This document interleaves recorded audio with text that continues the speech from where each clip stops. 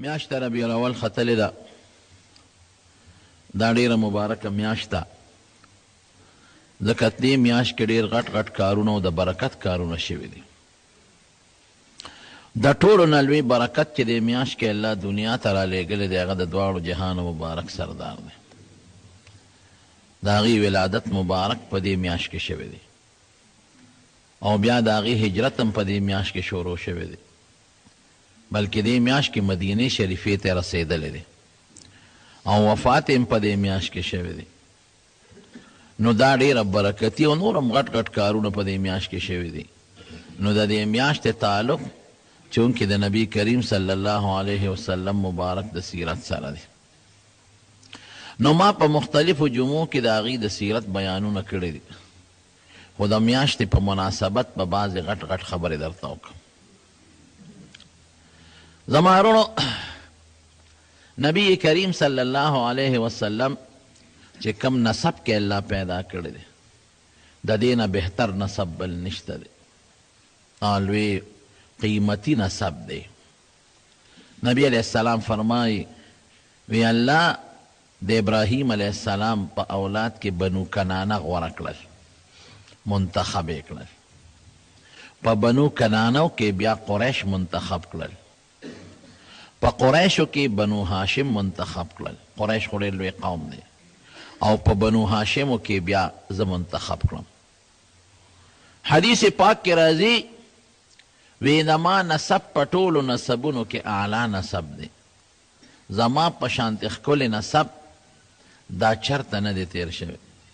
د آدم علیه السلام نه زما پورې دا نسب په ټولو نسبونو کې بهترین دی. او یو حدیث پاک کې داسې راځي چې نبی علیه السلام مبارک فرمایي چې زما په نسب کې زما پلار مور، د پلار پلار د پلار مور، د مور پلار د مور مور، زه ورپسې بره تر د آدم علیه السلام پورې زما په نسب کې څوک زناکار سړی یا زناکاره ښځه نه راتېره شوې. خدای پاک اسم پیغمبران محفوظ ساتلی دي، د پیغمبر بیبیانې خدای پاک د بدعملۍ نه ساتلی دي. د بعضې پیغمبر بیبیانې د پیغمبرانو دشمنان هم تېرې شوي دي، لکه د لوط علیه السلام ښځه،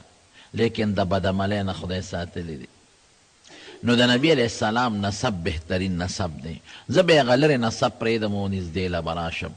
نږدې نسب د حضور پاک بنو هاشم دی. دا په قریشو کې یو قبیله د بنو هاشم. بنو امیه دا بله قبیله ده، داسې نورې قبیلې هم شته. بنو هاشم د هاشم اولاد. هاشم څوک دی؟ د نبی علیه السلام د نیکه پلارو، د هغې د والد صاحب محترم نوم عبدالله، د عبدالله د پلار نوم عبدالمطلب، او د هغه د پلار نوم هاشم. هاشم اصل کې د خپل نوم عمر و. عمر دا هاشم ورته ولې وی؟ دی ډېر زیات سخي او ډېر قابل او بهادر انسان و. نو یو ځل په عربو کې قات راغی، خوراک کم شو، نو د سري دوه عربۍ کې وی د ماتې ډوډۍ کاسې ډکې ډکې جوړې کړې. دا وړې کاسې نه غټې غټې پینې به یې ورته وې. اوس خو زمونږ په وطن کې داسې کاسې چې له 2 کسه پکې ډوډۍ خوړی شي یا 3 کسه به پکې ډوډۍ خوري. ابه غټې غټې پینې وې او کاسې به وې، په هغې به 10 کسان، 6 کسان، بلکې داسې کاسې به وې چې 100 کسو به هم پې ډوډۍ خوړی شي.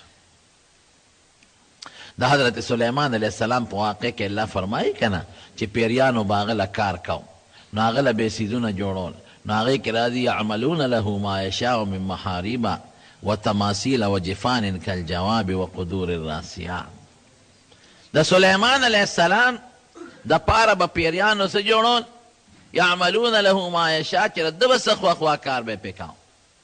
من محاریب غټ غټ بلډینګونه به یې پې جوړول، قلاګانې، و تماثیل او ډانچې به یې پې جوړول. هغه زمانه کې دا تصویرونه جوړول جایز و. تماثیل لکه اوس هم بعضې خلک په کورونو کې دا ډانچې مانچې ساتي د ډول لپاره، اوس حرام دي، ګناه ده. هغه زمانه کې جایز و. او وجفان کالجواب، او داسې کاسې به یې وله جوړولې لکه د حوض عمره،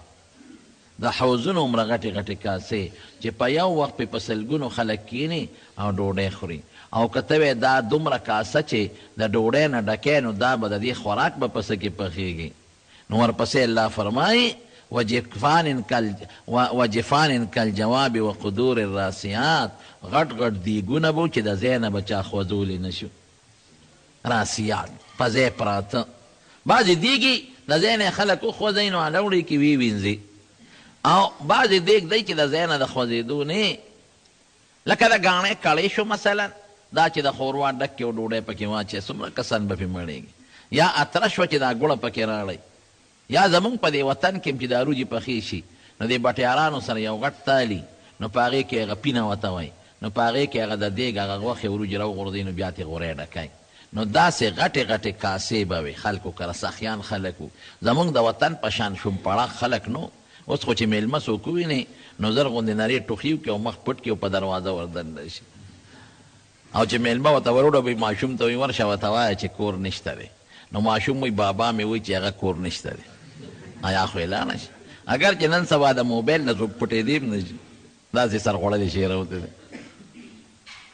نو هغه سخیان خلکو.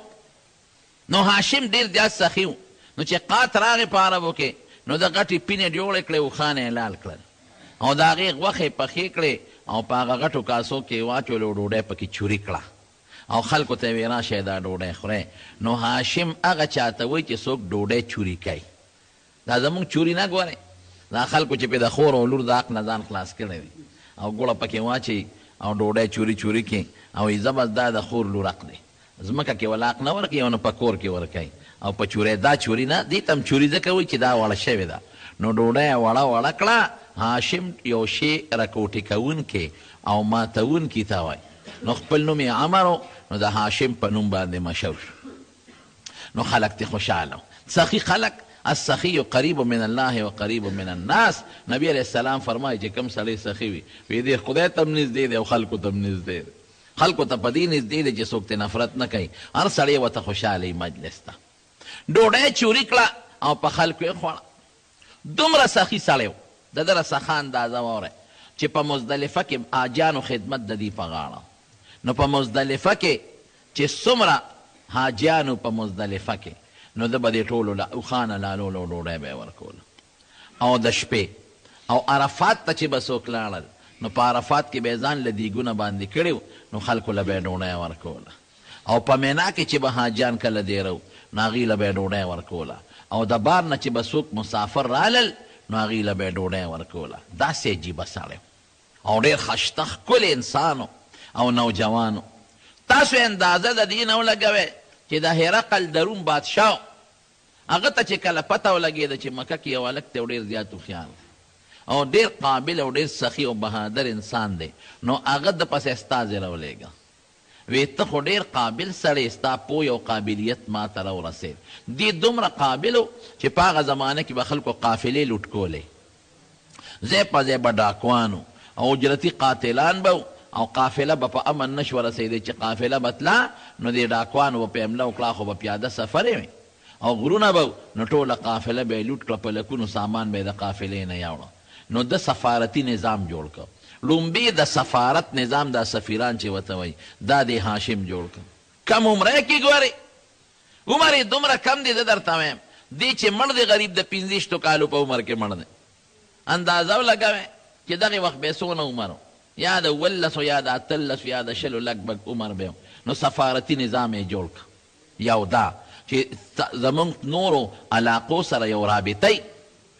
سفیران یې باقاعده مقرر کړل. ستا به د روم د بادشاه سره رابطی، که هغوی سره زمونږ څه جنجال جوړېږي نو ته به هغه جنجال ختمې. ستا به د فارس د بادشاه سره رابطی او بل سفیر یې مقرر کړ. ستا به د حبشې د بادشاه سره رابطی. دا سفارتي نظام یې جوړ کړ. او بل کسان یې مقرر کړل، خپل حدودات یې معین کړل او ټولو بادشاهانو سره یې وفدونه ولېږل او چا سره په خپله ملاقاتونه یې وکړل چې د هر چا د علاقې به خپل حدي، که دغې حد کې قافله لوټ شوه نو دغې علاقې خلک به ذمهوار وي.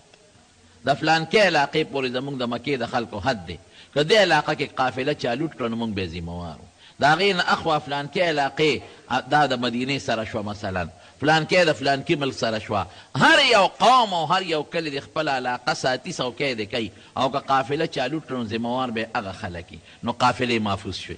هر چا به د خپل علاقې حفاظت کو او جاسوسان به خورون او ډاکوانه مو یریدل چې که مونږ قافله لوټ کو نو چې کم ځای لوټ کړی ده نو د هغې ټولو خلکو دشمني به په سره لو نو دا خو نشو اخیستی. نو دا د سفارت نظام او د قافلو د حفاظت نظام او دا سخاګانې او د هوښیارتوب چې د روم بادشاه ته ورسېد هرقل ته، نو هغه د هغه ځای نه یو استازی وله راولېږم وی ستا بهادري ما ته راورسېدله، ستا هوښیارتوب هم ما ته رسېدلی دی او ستا قابلیت هم ما ته ورسېد او ستا د سخان هم زه خبر شوم او ته د میلمنو د حاجانو خدمت هم ډېر کوې او خلک دې ټول ښه وی. نو زه تا ته دا پیشکش در کوم چې زما یو لور ده او ډېره زیاته خوبصورته د شهزادګۍ حقه لور درته په نکاح کوم، دا پیغام زما قبول که. داسې به څوک وکړي؟ د روم بادشاه هغه زمانه کې داسې و لکه چې اوس د امریکې بادشاهي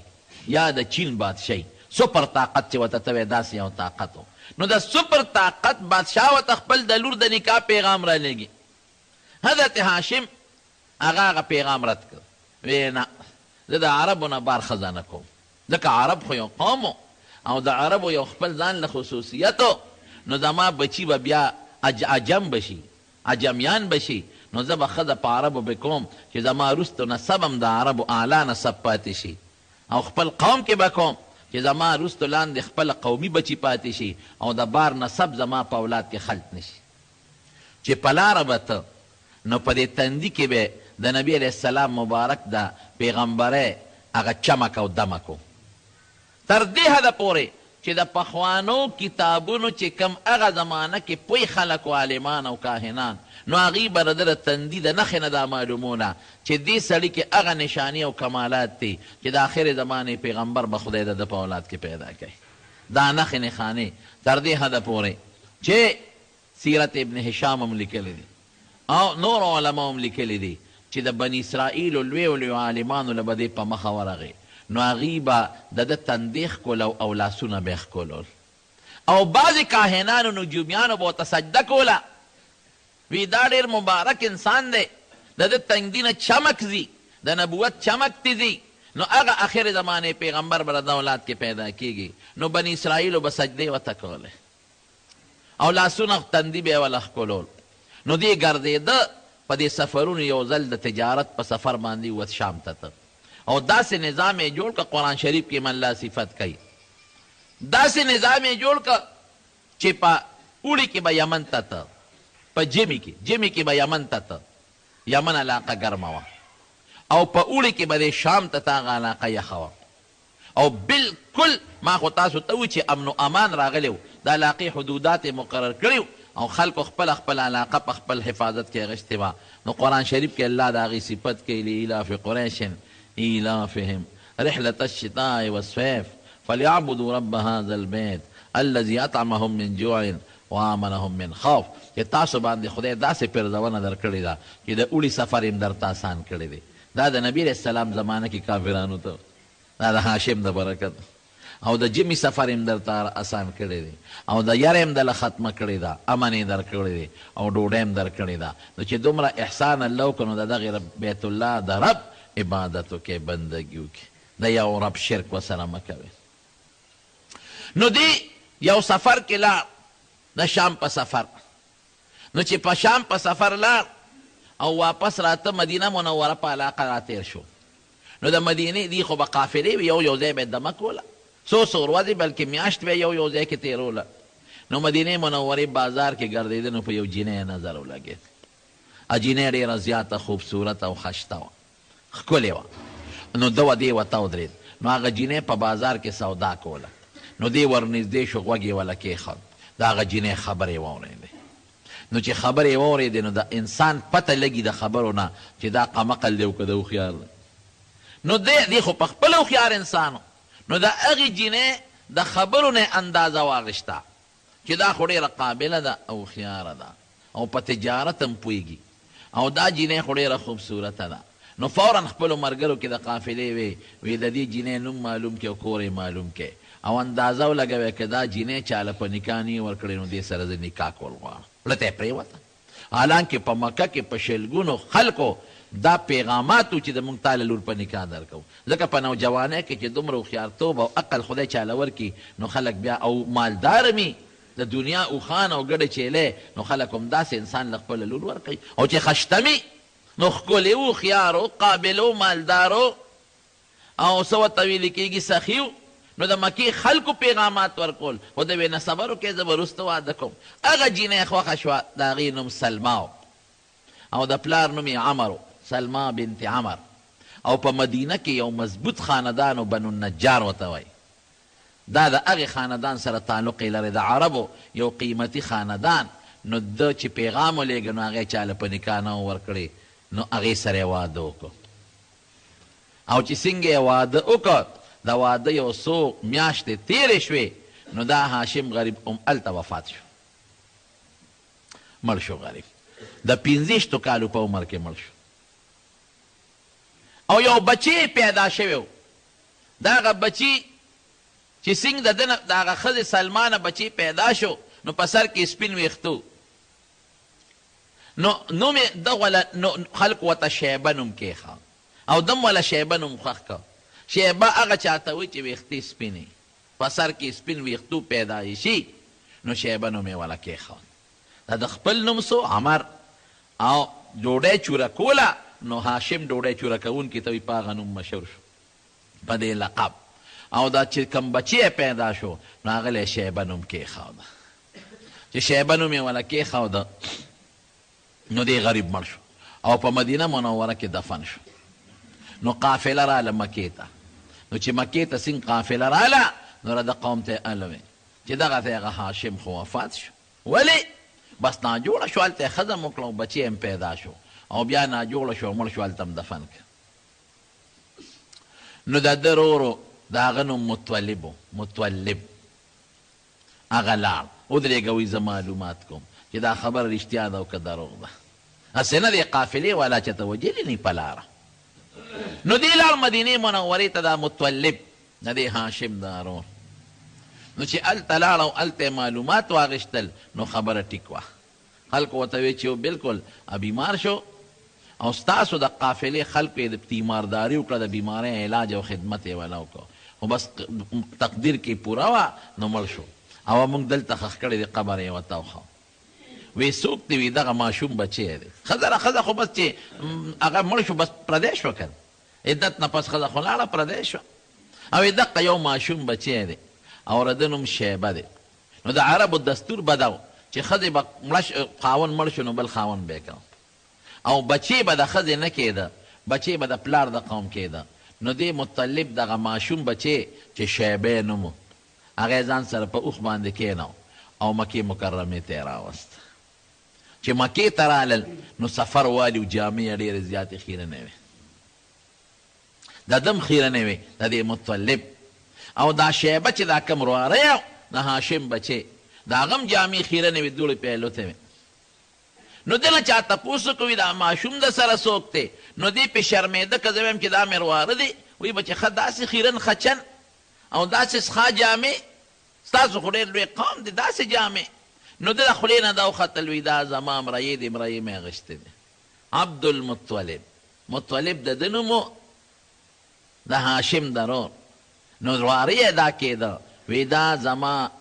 غلام دی عبد غلام ته وایي مرۍ ته وایي دا ما مرایې دی نو خلکو وی عبدالمطلب وی مطلب ځان سره د مدینې نه یو مرۍ راوستی دی عبدالمطلب نو نوم د شیبه ختم شو نوم خو خپل شیبه دی او په هغه نوم یې څوک نه پیژني لکه د هاشم نوم عمر دی خلک ورته هاشم وایي د ده نوم شیبه و هغه نوم یې بس خلکو کې رک شو او په عبدالمطلب باندې مشهور شو نو چې کور ته یې دننه که نو ویې لمبه او پاک یې که خشتی که او خشته ښکلې جامې یې ورته واچولې او بار یې راوویسته وی هلکه تا خو وی دا زما غلام دی غلام څوک داسې ساتي وی نه دا زما د مړ رور د هاشم بچی دی ما هسې وی چې دا مې غلام دی خو عربو کې به بیا په لقبونو خلک مشهورېدل نو په عبدالمطلب باندې مشهور شو نو د هاشم د بچي نوم عبدالمطلب شو د نبي علیه السلام چې کوم خپل نیکه دی دا عبدالمطلب لویده دله هم خدای کمالات ورکړه داسې کمالات دله خدای ورکړل چې د هاشم کم کار وا به یې کوه د حاجیانو خدمت د بار نه به چې مسافر مکې ته رالل د هغې خدمت او سخا به یې کوله دیم ډېر سخي او بلا سامان ورته خانداني پاتې و اوښان او ګډه چیلی او د غټ تاجر هم و پیسه هم ورسره ډېره وه نو لګیا دی حقه د پلار سیسټم چلی خو هغسې خو نشي کولی خو هغې ته ورنږدې دی نو جناب اوس د باندې خدای احسان کوي چونکې نبی کریم صلی الله علیه وسلم دنیا ته تشریف راوړي نو د هغه نه مخکې خدای بعضې نښې ښکاره کوي دا د حضور پاک برکت دی لکه رونو زرت یو مثال در کوم نور چې راخیږي د هغې نه مخکې دا پلوشې خوری شي که نه شي دا د سبا رڼا خو د دې نور پلوشه ده نور یوه نیمه ګنټه پس راخیږي او سبا یوه نیمه ګنټه مخکې ښکاره شي یو ګنټه 20 منټه یو ګنټه 15 منټه یوه نیمه ګنټه یا 15 پاوه مخکې دلته کې یو لویه شغله ښکاره شي فجر کاذب ورته وایي دا د سبا مقدمه ده د نور مقدمه ده چې ورپسې نور را روان نو بیا په دې افق کې په دې فضا کې پلن داسې سپینوالی خور شي فجر صادق سبا صادق چې ورته وایي دا هم د نور مقدمه ده د نور نه مخکې راځي نو ورو ورو رڼا خورېږي لا نور نشته او فضا ورو ورو رڼا کېږي نو آخره کې نور روخېږي دارنګې د نبی کریم صلی الله علیه وسلم غوندې لوی د هدایت نور او د هدایت عظیمه رڼا چې دنیا ته الله را لېږله نو د هغې نه مخکې خدای دا نښې نښانې موجودونه یوه نښه او بله نښه اسمان کې به ستوري چاودل پړقا پړوقي به ټوله شپه یو ستوري نه به بکره جدا کېده او د بل نه به دا رڼاګانې به تلې د دې ستورو نه دا یوه نښه وه دویمه نښه دا وه چې خلکو کې لږه بهتري پیدا شوې وه خلک راغونډ شوي وي یو ځل په مکه کې میټینګ وکړه یاره وي دا زناګانې او بدعملۍ زیاتې شوي دي د دې سد باب پکار دی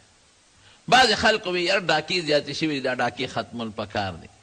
نو داسې قسمه حالات جوړېدل رو چې د هغې د نبي علیه السلام د راتلو ته د هغې اشارې وې نجومیانو خبرونه ورکړل چې د آخر زمانې پیغمبر ان قریب دنیا ته راتلو والا دی کاهنانو اطلاعات ورکړل او د پخوانو کتابونو چې کم عالمانو نو هغې اطلاعات ورکړل چې دا هغه زمانه ده چې د آخر زمانې پیغمبر دنیا ته تشریف راوړو والا دی نو دا نښې م خدای ښکاره کول د مارونو بیت الله چې کله جوړېده تاسو ته ما د ابراهیم علیه السلام او د اسماعیل علیه السلام په واقع کې ویلو نو جرهم قبیله راغلې وه او اسماعیل علیه السلام په هغې کې واده کړی نو د اسماعیل علیه السلام اولاد خور شو په هغه جرهم قبیله کې نو دې جرهم قبیله او د هغې منځ کې اختلافات پیدا شو نو دا د اسماعیل علیه السلام چې څومره اولاد و دی د مکې نه وشړل جرهم قابضین شو او د اسماعیل علیه السلام اولاد یې وشړه نو دې جرهم به ظلم کو زیاتې به یې کو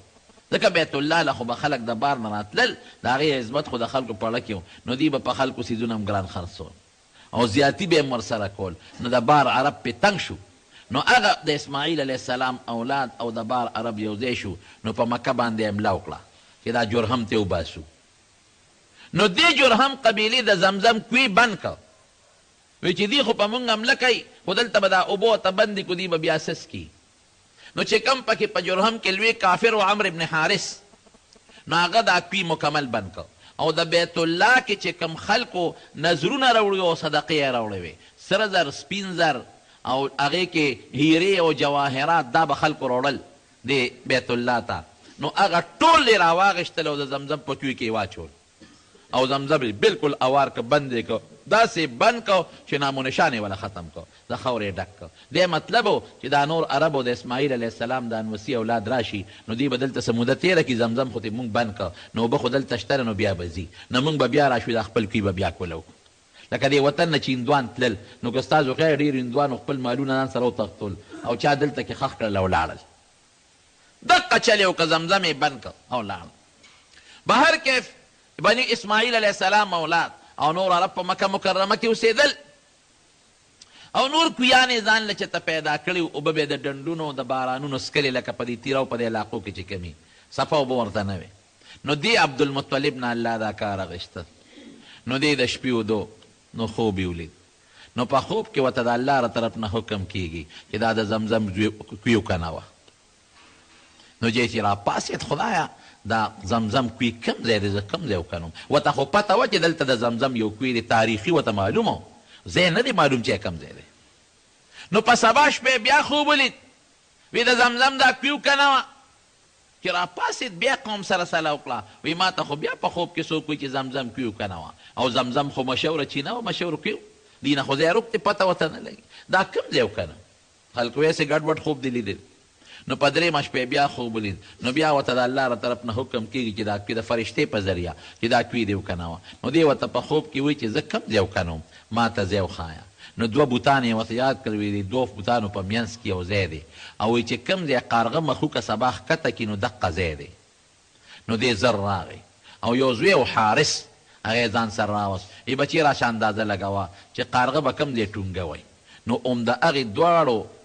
بوتانو په منځ کې قارغه ټونګه وواله او قارغه د بره نه راغی او کېناست او ټونګې وواله او بیا والوت به دې زر لاړل هغه ځای کې نښه واچوله دی عبدالمطلب او دې زوی حارس کودی شروع کړه د مکې خلکو مخالفت وکړه وی نه نه دا بیت الله خو د ټولو د شریکې ځای دی او ته څنګه دلته کودی کې او موږ ته جومات خرابې دا خو زموږ د مانځه او د عبادت ځای دی ده وی ګوره ما ته خوب کې 3 ځله ویلې شوي دي وی نه ستا خوب له څه دلیل نشته ده به خورې راوښکي او خلکو به واپس خورې اچولې اخره کې راغی او د بیت الله غلاف ته ورته رغاړه ود د بیت الله دې ګټو ته ورته رغاړه ود او د خدای په دربار کې سوال وکړي خدای ما خو ستا خوب لیدلی دی او تا راته راځی خوړی دی زما یقین دی چې دا ځای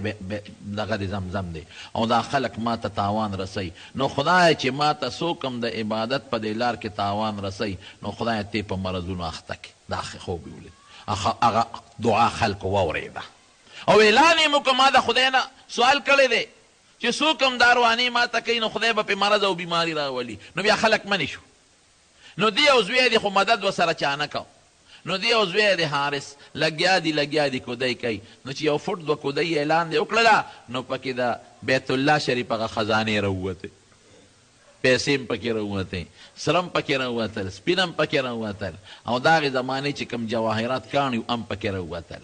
خو به د پیسو روپۍ نه وي د دې کاغذونو ډبلې روپۍ به وي چې نوره یې کودی کوله نور څیزونه هم پکې راووتل بس خوشحاله شو چې خلکو قتل خلک هم پوه شو چې واقعي هغه زمزم خو دا ټیک دی دې سړي سره خو هسې موږ ظلم کوو بیا ورته خلکو یې موږ د سره مدد کوو نه اوس په ما سره مدد نه کوئ ما اوس پرېږدی نو چې لږ لاندې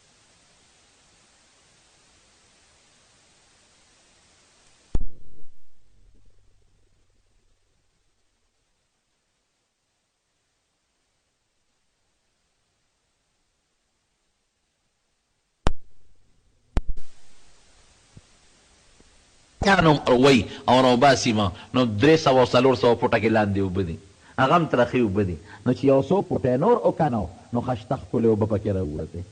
نو چې لږ یې نور هم وکنو نو چینو نور هم جوشه وه او چې اوبه اوچتې کړې وې څکلې نو هغه خوږې اعلی مزېدارې زمزم اوبه نو د زمزم د کوي د کمیستلو توفیق پروردګار د رسول الله مبارک نیکل عبدالمطلب له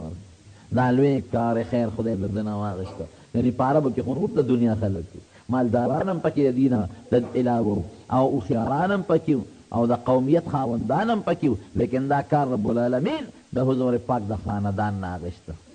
نو د زمزم کوي یې وکنه او ښه مزېدار او ښشته نو صفه اوبه راووتې نو د خلکو په زړه کې د عقیدت پیدا شو هلکه واقعي دا خو ډېر پاک خاندان دی هاشم څونه ښه سړی پاک او دی بیا څنګه پاک انسان دی او مبارک انسان دی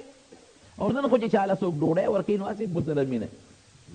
چې کم سړی چاله څه شی ورکوي د خلکو سره مینه نو ده به هم دا چل کوه حاجیانو له به یې ډوډۍ ورکوله مسافرو له به یې ډوډۍ ورکوله او اوبې وله را پیدا کړې اوبه خو نن سبا لوی نعمت دی لوی نعمت د اوبو نه بل کم دی لوی څیز دی اوبه چینې څه به کوې دا د غرونو زموږ د وطن خلک د ډنډونو اوبه څکي باران چې وشي نو هغه په یو جوړ کې را جمع شوي یو لوی حوض کې نو هغې کې سپین متیا دی کې او خرم پکې کوي او مجبوري ده دا سمسوکې پکې وي دا چینجي پکې وي او بیا په منګو کې پې اوبه اچوي او هغه اوبو باندې کپړه چولي چې چینجي پکې لاندې نه ځي د غریبانانو دغه د څکو بل انتظام نه دقسې د مکې د خلکو د اوبو انتظام نو ښشته ښکلې مزېدارې زمزم اوبه او د زمزم اوبه څونه برکتي او قیمتي اوبه دي دا د دې د برکت نه خدای را پیدا کړې نو باس قبضه پې د دیو لګېده د حضور پاک د خاندان د عبدالمطلب وی اوبه زمونږ دي خرڅو به نه مفتو کیس کې خو انتظام به زمونږ وي برقه به وله زه اخلم رسی به وله زه اخلم د روښکو بندوبست پې زمونږ وي تاسو به ګوتې نه وروړئ ګیر چاپېره یې سبیلونه جوړ کړل او د ده او د ده اولاد به لګیا د عبدالمطلب او اوبه به یې رایستلې او هغه به په سبیلونو کې اچولې او خلکو به کورونو ته مړل او پخکله به یې څکلې نو دې سره د خلکو په نظر کې نور هم عزت زیات شي خدای والا سوال یې کړی و خدای ته وی پروردګاره ماله ګڼ زامن راکړې نو د مختلفو ښځو نه ښځې ګڼې وې 10 زامن والا خدای پاک ورکړه یو زوی دقه و دغه حارث بل زوی حضرت حمزه رضی الله تعالی عنه دی بل زوی حضرت عباس رضی الله تعالی عنه دی او بل زوی د نبی علیہ السلام مبارک محترم والد عبدالله دی دی بل زوی دی بل زوی ابو لهب بل زوی ابو طالب دی او سنور ګڼ زامنو 10 بچی یې پوره شو دی یو منښته کړې وه الله وی که ماله دې 10 زامن راکړل 10 نو یو به پکې ستا په نوم لالو دا هغه زمانه کې یو رواج و اوس هم نه ده لالو نو چې 10م زوی پیدا شو نو د شپې یې خوب ولید خوب کې ورته څوک حکم کوي چې نظر دې پوره کړه نظر پوره کړه اوفې بې نظرې نظر پوره کړه نو دی خو پوه شو خو چې سار پاسې یو ګډی لال کو خیرات یې کړو په دویمه شپه بیا خوب ولید بې نظر دې پوره کړه منښته نو چې پاسېد نو غوی یې لاله کړه او هغه خیرات کړو په ټولو خلکو یې غوښه وخوړه نو په درېیمه شپه بیا خوب ولید چې نظر دې پوره کړه نو یو اوښ یې راوسته هغه یې لال کړو په خلکو یې وخوړه نو په 4مه شپه بیا خوب ولید چې نظر دې پوره کړه نو خلکو ته یې وویل چې څه وکړم دې سره څه وکړم نو وی تا څه منښته کړې وه وی ما دا کړې وه چې زه به په دې خپلو بچو کې یو لالوم چې 10 خدای راکړي نو په اوښانو نه خلاصېږي اوس به دا چل کوي وی کم یو پکې لال کم 10 واړه بچي ځان ته کښېنول فیصله په دې وشوې قراندازي به پکې وکړو نو چې قراندازي پکې وکړه نو قره د نبي علیه السلام د محترم والد د عبدالله په سر راوخته نو دا د خویندې وې هغوی چغې جوړې کړې وې نه دې به نه لالې ځکه دې دقه یو کس و نور به دوه د یو مور و دې د مور نه یو کس و دې به نه لالې نو عبدالله هم ډېر بهادر و خویندو ته یې نه بچې دا خو د ما دپاره ډېر لوی عزت دی چې د خدای په نوم زه لال شم زه غاړه بستی عبدالله ډېر ښایسته او ښکلی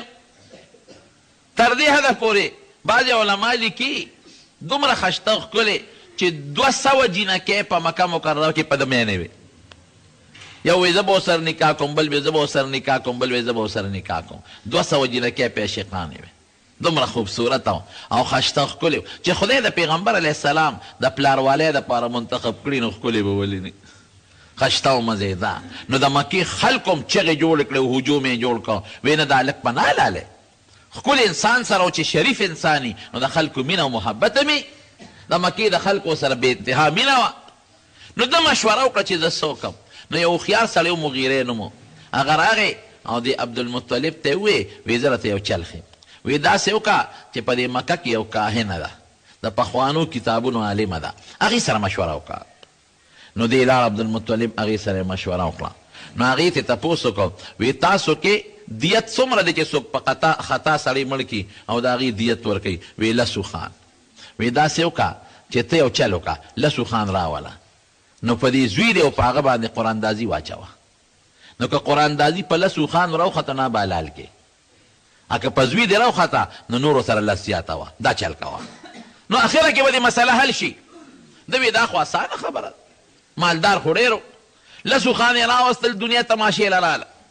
ټول خلک تماشې ته ولاړ دي نو 10 اوښان یې یو خوا سملول او د عبدالله بل ځای کېنو او قراندازي پې وویشته نو د عبدالله په سر راوخته خو بچ نو بیا اوښان شل کړل نو بیا قراندازي وویشته بیا د عبدالله په سر راوخته نو بیا اوښان 10 کړل نو بیا قراندازي وویشته بیا د عبدالله په سر راوخته نو 10 یې زیاتول اوښان یې 100 ته ورسول 100 اوښان دي دنیا تماشې ته د مکې خلک او د بانډو راغلي دي ولاړ دي چې څه به کېږي یو خوا 100 اوښان بل خوا د حضور پاک باب والد محترم عبدالله او چې په دې 100 اوښانو کې او په دې قراندازي وخته وواله نو په اوښانو راوخته نو خلکو شور جوړ کړ او د خوشحالۍ نه ډېرو خلکو پکې وجړل د خوشحالۍ نه او ډېره زیاته خوشحالي شو چې شکر دی عبدالله بچ هغه 100 اوښان د ټوله لال کړل او 100 واړه اوښان یې د مکې په خلکو او د بانډو په خلکو وخوړل تاسو اندازه ولګئ چې 100 اوښان به څونه جوړېږي نن سبا خلک په واده کې چې څوک 2 مې خیالالي کړي نو ټوله دنیا صفت کوي او چې 100 اوښان لالئ چې د هغې نه به څومره څیزونه جوړېږي یو ځل نبی کریم صلی الله علیه وسلم ناستو حضرت معاویه رضی الله عنه رضی حدیث راوی دی نو یو باندیسی راغی نو باندیسیان خو به د آدابو نه پوره خبر نو حضور پاک له آواز ورکا وی ابن الذبیحین د دوو حلال شوو زویا. نو رسول الله مبارک وخندل، مسکی شو، په دې خبره خوشحاله شو. نو حضرت معاویه رضی الله عنه دې تپوس کوي، وی دا الله رسوله دا تا ته ابن الذبیحین چې دو یو ته پې خوشحاله شوې، د دې څه مطلب؟ وی او زه د هغې دوو کسانو زویم نو سیم چې کوم د خدای په نوم حلالېدو ته تیار شوي. یو نیکه مې حضرت اسماعیل علیه السلام هغه هم د حلالېدو ته تیار او تړلی شوی او خدای بچ کو د هغه په عوض کې ګډ حلال شو. او بل زما پلار عبدالله هغه هم حلالېدو ته تیار شوی او سل اوښان د هغه په بچ کېدلو کې ذبح شو او خدای پاک هغه ورسره بچ کړ. نو په دې به نبي علیه السلام خوشحالېده او فخر به یې کوم. لویه خبره ده. بچ شو دی. دا د عبدالمطلب یو غم او لال ختم شو. دې زمانه کې د رسول الله مبارک د راتلو نه مخکې یو بله غټه پیښه وشو. هغه پیښه دا وه چې په یمن کې یو گورنر و نوم یې ابرهه، د یمن والي و گورنر، او دی د هرقل لاندې و، بلکې د حبشې د بادشاه لاندې و. د حبشې، هرقل خو د روم باچا و، د حبشې د بادشاه لاندې و. نو دوی دا فیصله وکړه چې د بیت الله مقابله کې مونږ یو بل کور جوړو. نو په یمن کې یو بل کور جوړ کړو او هغې له یې کعبه نوم کېښود او خلقو ته یې وی هغه مکې ته مه ځئ، هغې کعبې ته دلته راځئ، دلته عبادت کوئ. دې کې خو ډېر لویې زرې مبادله کېږي او بلا پیسې را جمع کېږي که نه. اوس مکې ته چې خلک دي د مکې د خلکو څیزونه خرڅېږي، د هغوی تجارتونه کېږي، د هغوی کورونه خلک په کرۍ باندې نیسي، بلا پیسه خلک دلته نه یوسي او په مکه کې یې پرېږدي. نو دا لویه فایده ده. نو هغه وی چې دا به بازارونه لګي، موږ ته به فایده وي. نو بس هلته یې کور جوړ که بیت الله، موږ زه ورته بیت الله موږ ته یې تعبیر کوو، کعبه به یې ورته وی. وی دا دلته کې جوړوم د مکې په مقابله کې او خلکو ته دلته راځي عبادت له حج عمرې له دلته راځي. هغه جناب چې هغه شی جوړ کړه نو په عربو بده ولګېدل چې ښه زموږ د کعبې مقابله کې د کعبه جوړه کړه. نو دې نه یو څو کسان لاړل، نو هغوی ورننوتل د شپې او په کعبه کې ورته لوی اودس ماتې وکړه.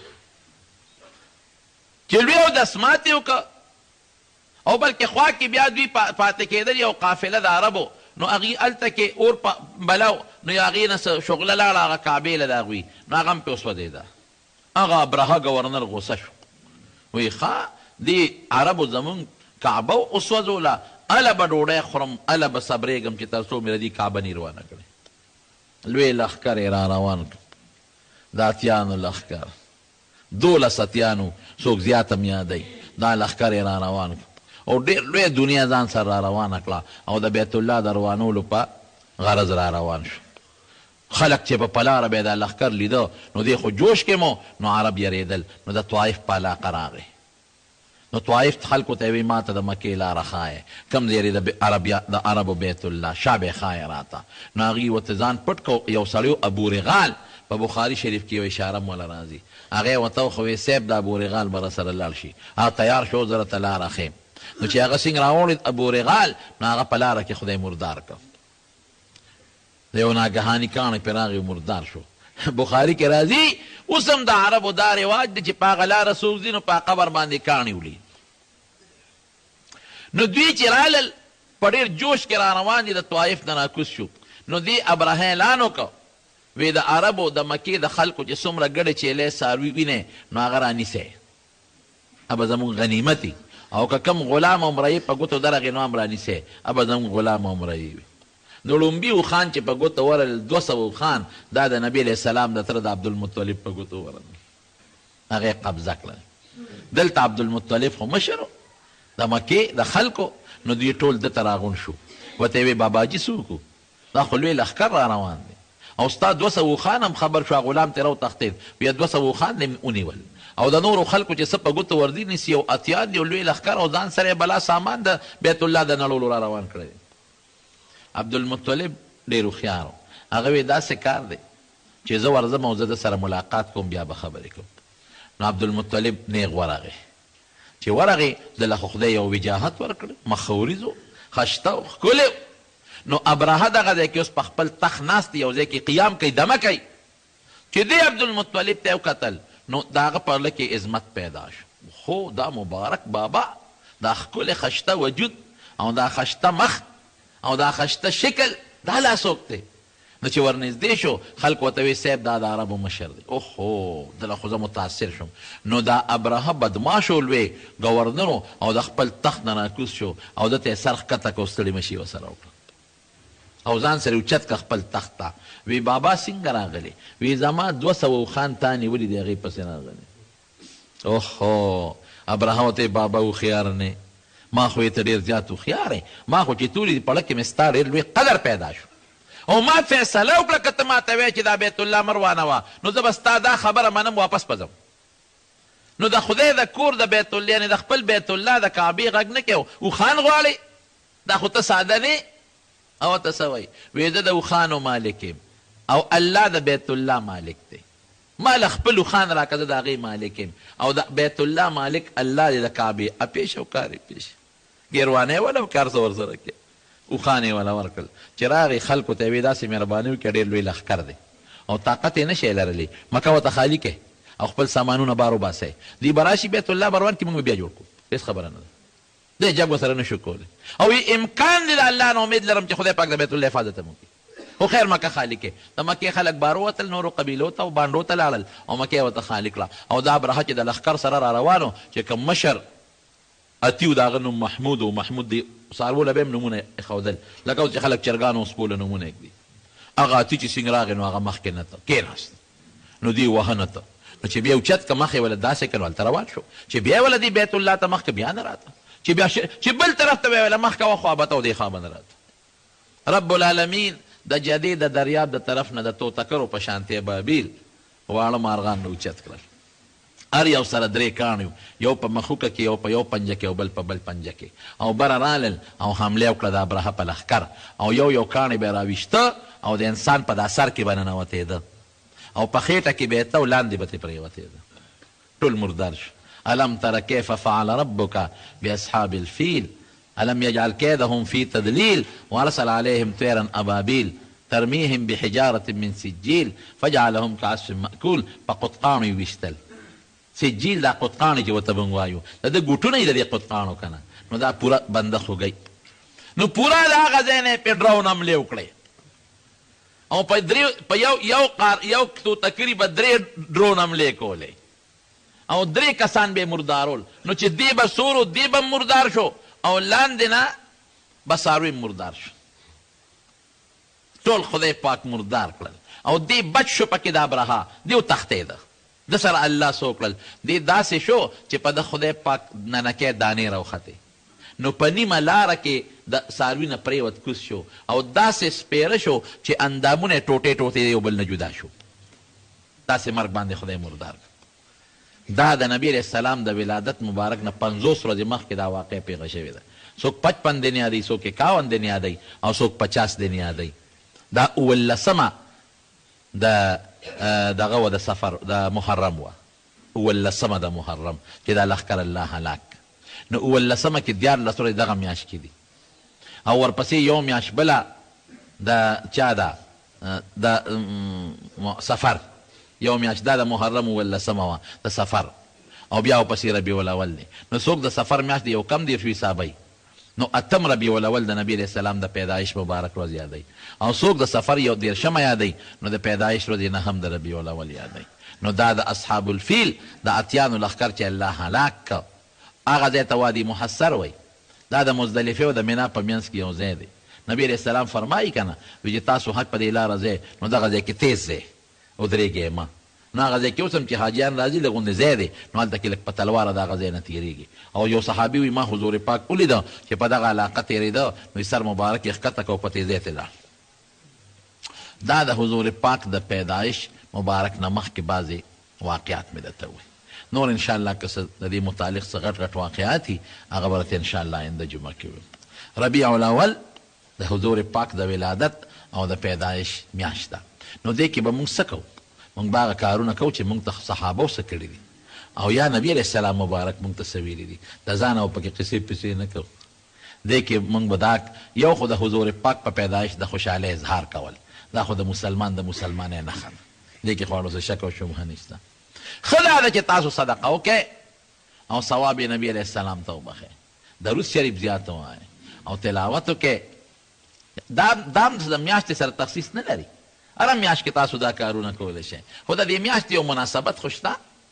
درود شریف پکې ډېر وایئ تلاوت پکې کوئ نفلونه کوئ صدقې کوئ او د هغې ثواب نبي علیه السلام ته بخئ او خپلو بچو ته د پیغمبر علیه السلام اخلاق بیانوئ سکول استادانو له پکار دي او د سکول مشرانو له پکار دي چې خپلو ماشومانو ته د سیرت پروګرامونه وکړي او د وړو ته په کلاسونو کې او په سکولونو کې او په کالجونو کې د نبي علیه السلام مبارک اخلاق وښیي چې داسې اخلاق او داسې د هغوی کردار او داسې عقیده وه داسې اعمال و چې خلک د نبي علیه السلام په نقش قدم باندې روان شي د خپل ښکلي پیغمبر د حالاتو نه ځان خبرول پکار دي ګورئ زمونږ دا تعلیم یافته طبقه خلک ور ډېر ناخبره دي دا انپړ لا بیا هم ګزاره کړي د جمعې په بیان کې د ملا صاحب نه واوري یا په جنازه کې د ملا صاحب نه واوري لیکن دا کم تعلیم یافته طبقه هغه خو د بل نه اورېدل لوی اوهو زه به بل نه اوس تپوس کوم یا بل ته به کښېنم بعضې پکې مونځ هم نه راځي تقریر هم نه راځي نو هغې ناخبره پاتې ما یو خپله حضرت زمونږ شیخ شهید مولانا حسن جان رحمه الله هغه په خپله دا واقع بیانولو مدینه منوره کې یو وکیل د دې ازارې د علاقې وي ما سره کېناسته نو ما نه یې تپوس وکړو د کوم ځای مې چې در 400 دلته څه کوې وي مې په دې جامعه کې سبق ویم وی ما ته وي چې خلک سپومۍ ته وختل او تاسو هغه زاړه یادوئ وی ما ورته چې کاکاجي هغه سپومۍ مې تا ته پرېښېده هغې ته ته خېجه زه د خپل پیغمبر زړو پسې راغلی وی بیا ما ته وایي چې برخوردار یو تپوس ته کوم چې دا نبي علیه السلام د اکبر باچا زمانه کې تېر شوی دا قال دی او بارایټلا وکیل موږ ته دا ورته پته چې اکبر کله تېر شوی د نبي علیه السلام او وایي چې د لاهور په د بی اے جرنالیزم په پرچه کې بیانر به غالبا نو هغې کې یو سوال راغلی او هلکانو چې هغه سټوډنټانو سوال حل کړی نو بیا اخباراتو پې تبصرې کړې وې اباوټ شوي وه بیا چې ته غالبا نو چې نبي علیه السلام باندې یو نوټ ولیکې نو چا پکې دا لیکلي چې په کشمیر کې پیدا شوی چا پکې دا لیکلي چې په مکه مکرمه کې یو مالداره کورنۍ کې پیدا شوی او بیا لاړ آکسفورډ یونیورسټۍ نه اعلی تعلیم حاصل کړ چا په مکه مکرمه کې یو زمینداره کورنۍ کې پیدا الله اکبر د خپل پیغمبر هغه پیغمبر چې زمونږ دا مسلماني د هغه د برکت نه ده زمونږ دا ګیرې او زمونږ دا منځ او زمونږ دا روجه او زکات او دا هدایت دا د هغې مبارک د برکت نه دي داسې ده که نه ده او موږ د هغه د صفحات امید هم ساتو او د هغه د تاریخ نه نه یو خبر چې موږ مل قوم هغه دی چې د خپلو مشرانو تاریخ شاته وغورځوي جمدې قوم هغه دی چې د خپل مشر تاریخ محفوظ پرېږدي نو د خپلو دیني مشرانو او روحاني مشرانو تاریخ جمدې ساتل پکار دی دعا وکړئ رب العالمین موږ د نبي کریم صلی الله علیه وسلم په نقش قدم روان کړو الہ العالمین د هغې اتباع